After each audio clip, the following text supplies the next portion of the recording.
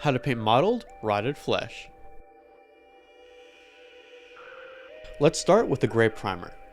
This is going to be followed up by a dead flesh acrylic base coat over the entire head. Then an undershade with a warm brown wash sprayed underneath the figure. This will be our first sketch for temperature and color variation. Next, we're going to give a dry brush with a dead flesh oil.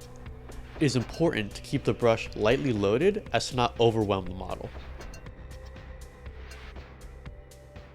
After that, we're going to give the head a splattering with a thin red wash.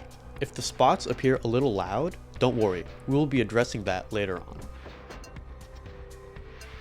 Right after that, we're going to add some temperature variation with a very thin Coalia green shade wash.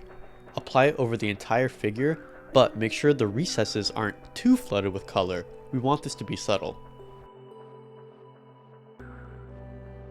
Next up, another dry brush with the same oil as before.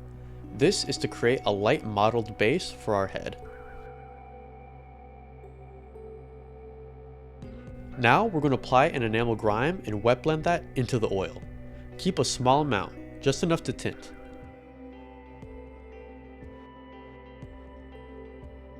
Finally, we're going to give the figure one last light dry brush with that oil just to bring out those highlights and blend everything together. And just like that, you've created a highly mottled, rotted flesh.